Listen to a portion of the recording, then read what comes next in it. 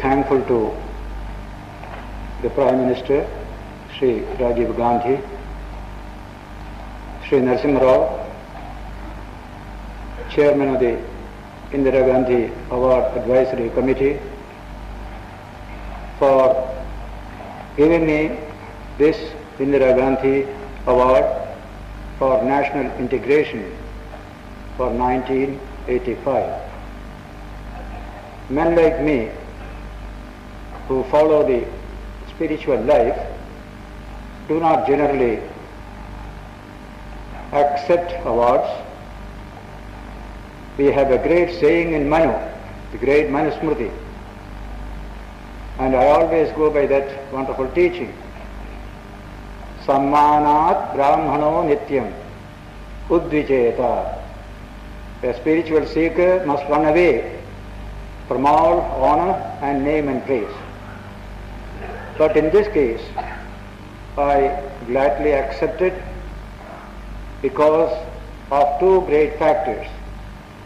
One is, of course, the name of Indira Gandhi, a heroic figure in our modern history. I like to stress that word.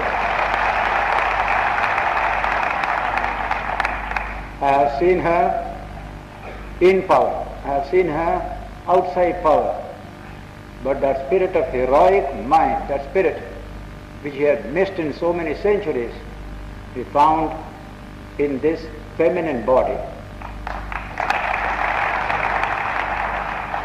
And the grasp of India's problems, the deep love for our culture, all these things will remain a source of inspiration for centuries to come for our people.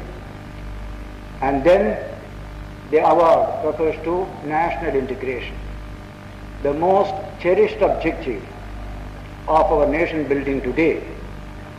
Because of these two, I gladly accepted the award.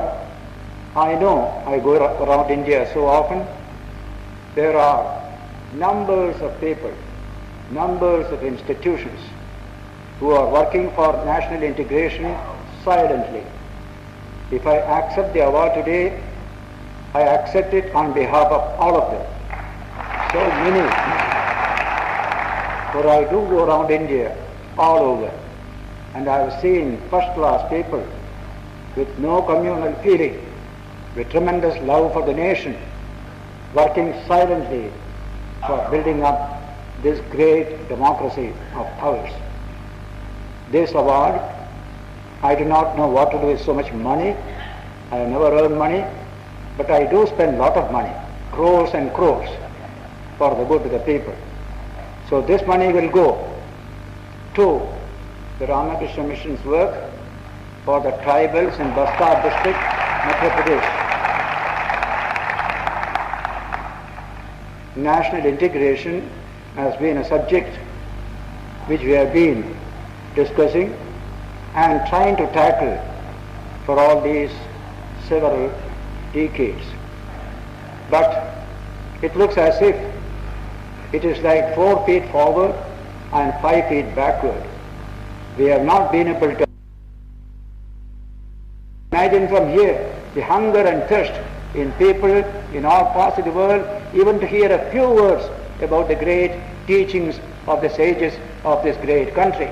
And therefore, when we speak of national integration, when we want to bring secular attitudes to our people in government and in public life, we must remember that we have a wisdom to guide us in all these matters. National integration is a great idea. How did I get these ideas? Even from childhood, I never knew what caste was. Though brought up in a highly feudal caste-ridden society, by the age of 10 or 12, I had completely discarded all caste notions. An untouchable father and mother were like father and mother to me. They were treating me as their own child. When I joined the order, left my village, they wept for me. Such was my relation. So also Christian students in the school in which I studied, how happily I mixed with them together. Then later on, long after in Karachi, I had a Pathan servant, I had 2 Muslim youths as my cook and housekeeper. When I left, they wept there. how nice it is to love people and to be loved by people of all communities. That is the spirit that had to inspire us today. If I could develop this, I must thank my good fortune that by chance I happened to get a Gospel of Ramakrishna copy in the village far away, where none of these books you can ever get. By chance it came. That turned the whole mind, that broad, generous attitude, tolerance, understanding, character efficiency, intense humanity, all these things came through Ramakrishna, Vivekananda. They thought of man as man, not as cut up into caste and creed, etc. Swamiji's heart bled seeing the suffering of the people, Hindu, Muslim, Christian and others in this country. In some of the letters he has written, he has spoken about the heartlessness of the upper classes of India. It is good for our people to read these wonderful words of Vivekananda. He says, little do they dream of the ages of tyranny, mental, moral and physical, that has reduced the image of God that is man to a mere beast of burden, the emblem of the divine mother that is woman to a slave to bear children, and life itself a curse. We have converted India into that hellish condition for want of that wisdom, for that feudal attitude, that caste superiority that we cultivated during the last centuries. In his lecture in Lahore, Vivekananda said in 1897, wipe off this blot, this caste, this untouchability, this inhuman attitude. This must go. It's a blot on our society. Those people who were inspired by these ideas, they became the patriots. Thousands of them, they fought for freedom. They got us that freedom. Mahatma Gandhi went to the Belur Mutt, headquarters of the Ramakrishna Mission, in 1921, Vivekananda's birthday, February. They requested him to speak a few words.